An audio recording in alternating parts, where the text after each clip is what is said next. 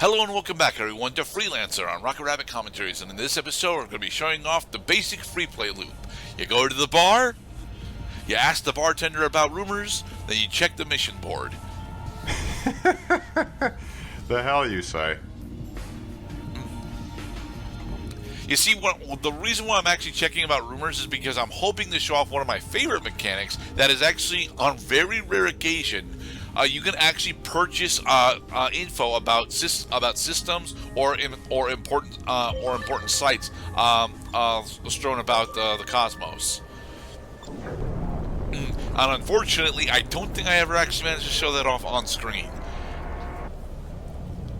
So a space nun, a space priest, and a space rabbi all walk into a bar. They all get different jobs from the job board, and then they leave. The end. Freelancer Alpha 1-1, this is Planet Pittsburgh. Docking range cleared. Good flight.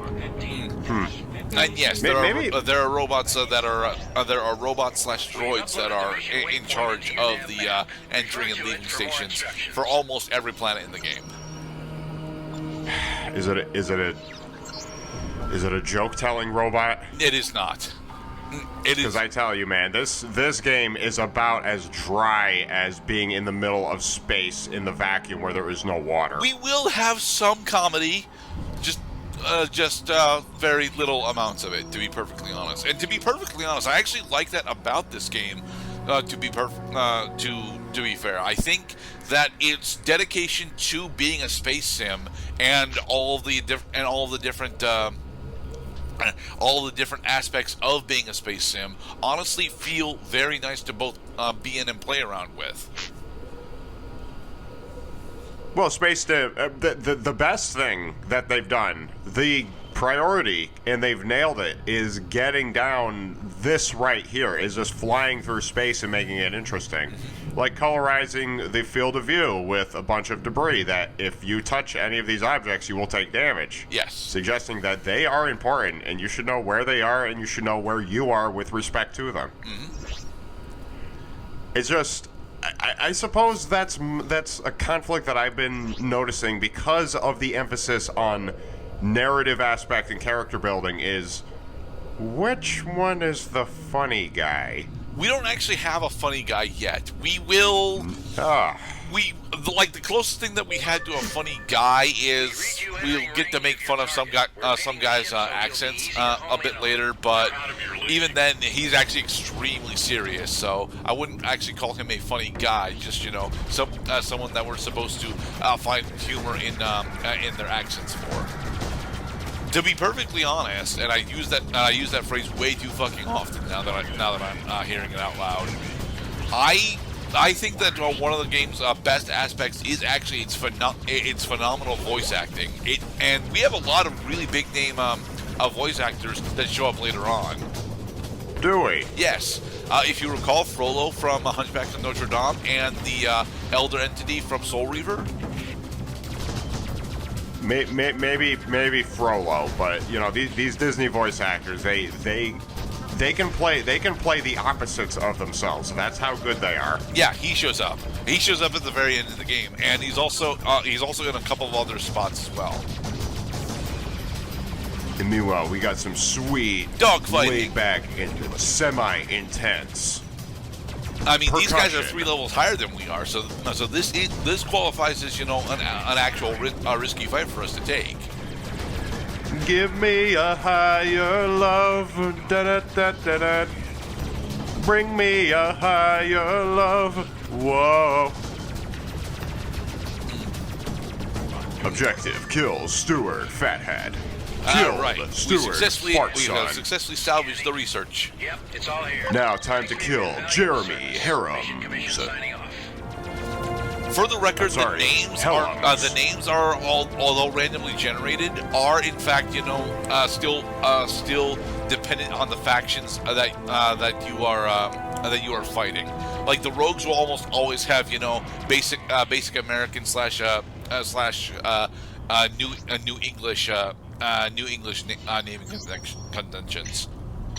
Right, so we're not just every other fight is not just another John or another Matt or another Dan. We took out Jeremy. We took out, what's his name? Stuart. Chris. Charlie. Some call him Chuck. Oh, we got some scrap metal and a countermeasure dropper. Woot! Unfortunately, whilst we're flying, we can't actually equip the countermeasure dropper, but that's fine. We at Rocket Rabbit Commentaries do not condone distracted flying through space. For Freelancer, I do, very specifically, because we end up doing a lot of dead air space flying in the campaign. And I end up using it specifically to, do a little bit of world building whilst we're, looking at data that's important to us. Figuring out our mission objectives, how many more missions we need to do. And, of course, making the space trucker joke. Best scarp metal hauler in all of Liberty. Oh, not now. I get so. On the subject of Liberty, where's Planet Philadelphia? We don't have Liberty Philadelphia. Hall? We do not have. That Planet is a Philadelphia. massive omission. That's where Liberty we have began. Planet Maine. We have Planet California. We have California Major and Minor. We have the Texas system. Wow. We have the Alaska system, and the Alaska system will be very important at the end of the game. And some of our boats are named after states, specifically Delaware. And Fort Bush is a military operation. So there. Okay, so a ship is like what we're flying right now. A boat refers to a larger vessel on which you can dock your ship. Well, I don't actually make that distinction. I use for spaceships. I use the term spaceship and boat interchangeably. Well, are there big boats and little boats? There are big boats and little boats. Yes. Okay, so that's definitely a little boat that we're looking at right now. Yes, and then you have the freighter, which although you cannot dock with, I would qualify as a medium boat. All right, back to menu land.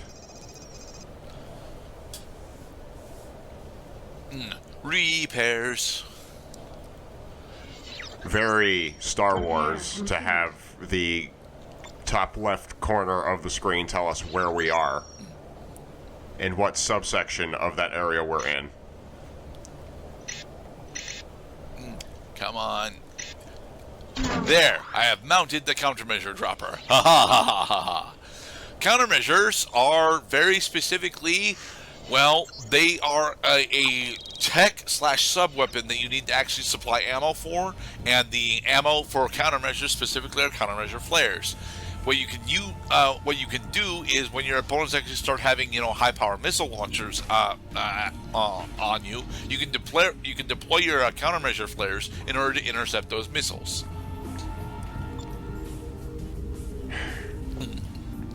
Let's see. Yes, more research recovery. Difficulty 1. No, well, that's because we're on planet Pittsburgh, sadly.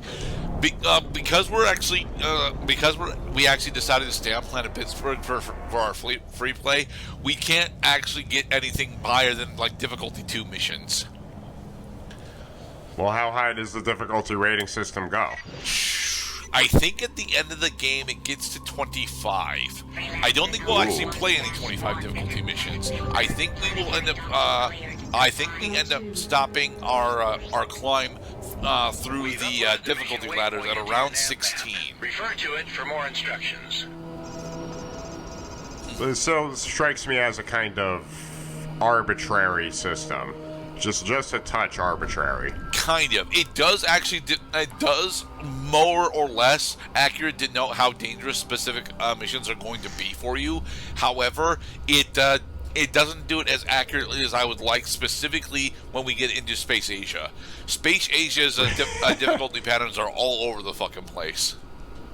Right. Like there are going to be cases where you cannot qualitatively and definitively say that a difficulty 9 mission is necessarily more difficult than a difficulty 8 mission. 9 and 10 actually. It could also 8 and 9. 8 and 9 is actually relatively clear because we'll be jumping from Space Britain over to Space Asia at that point. So So you gotta watch out for them difficulty spikes, because you may take your player by surprise if you raise the difficulty by only one increment, but that one increment was a greater jump than previous increments already climbed. Yeah, it is something that happens during the campaign for Freelancer, not so much during free play. Hold off Harry Fawcett's cronies until he's located. If you want the boss, you're gonna have to come through me. Well, we will cut through you then, because we have advanced star beams, and we're not gonna bother to scan you because you're, just basic bloodhounds. Help, help, I'm under attack. Won't my teammates help me? Help me, cronies. Well, they are actually helping you. They're just not very good at it because, Put a waypoint at their intended destination. Gene Hawkins and Richard Dawkins and Wynn Dowling, and we're howling. I actually really like the radio chatter that we get, to be perfectly honest. God, I do say that all the damn time. It's okay, Mr. Grant. We all have why our I enjoy the radio chatter is because actually it pretends like these characters are actual, characters. Ooh, we got a derail, and nice. That they actually have lives in this world aside from just targets for us to shoot down. They don't. They literally are just targets for us to shoot down. But it's pretending that they have lives outside of being freelancer targets. Yeah, but we have lives outside of being a freelancer target. We're going to the bar, or we're going to go see the bounty us hunter going at to the bar her is us looking lounge for work, suite. Mr. Cloud, so not really. Us going to the bar is us being a freelancer target.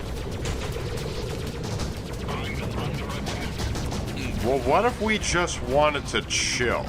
Unfortunately, there's not really any good way to just chill. I mean, you can sit at the bar for almost as long as you want, but, you're not going to do any progression then. I can grind you up without even breaking a sweat.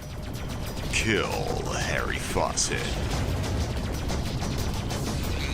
Are you sure that you can do that, Mr. Harry? Because we did take down all of your cronies as they were referred to.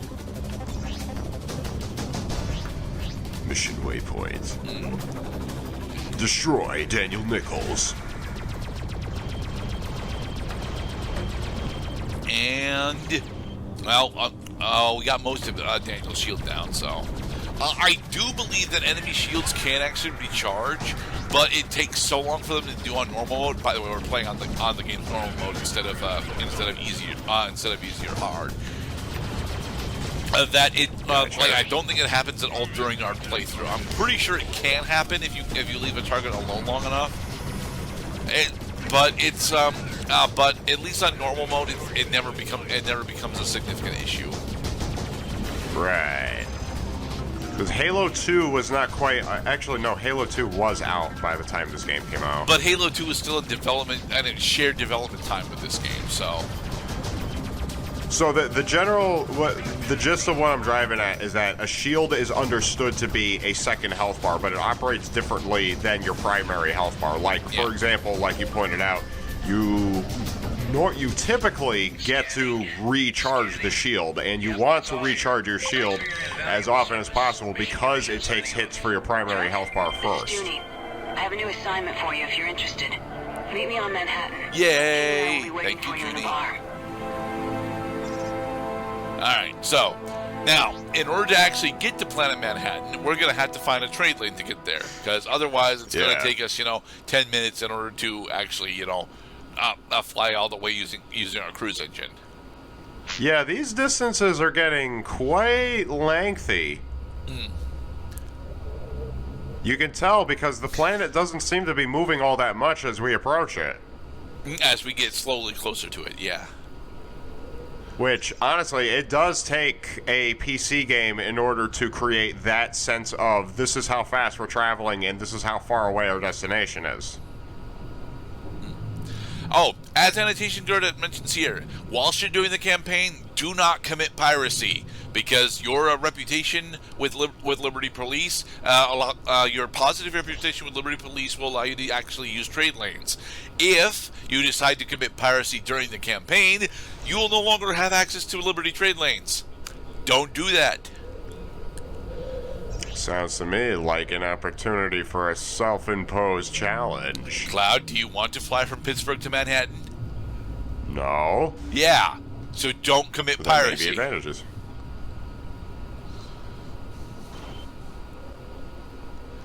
We are honing in on our destination. We are. And this is only the first of 2 trade lanes that we're going to be taking. I will say that the trade lane system is both a massive convenience for a majority of the game and a slight inconvenience when they are not present. Because, again, there is not a trade lane to go directly from Planet Manhattan to Planet Pittsburgh. We got to go from Pittsburgh to Fort Bush, and then from Fort Bush to Manhattan. Jeez, this is like if somebody created a science fiction tale in like the 40s about what space would be like by this time. This is where we get off. Thanks for your help. I don't think so. It feels more like 70s sci-fi pop fiction to me. Because we have super corporations, very specifically. We still have the military-industrial complex. It's just that a majority of our perspective is happening in outer space as opposed to, on planetoids. Freelancer Alpha 1-1. I'm scanning your cargo bay for contraband. No, you're not, George. Oh, so if we,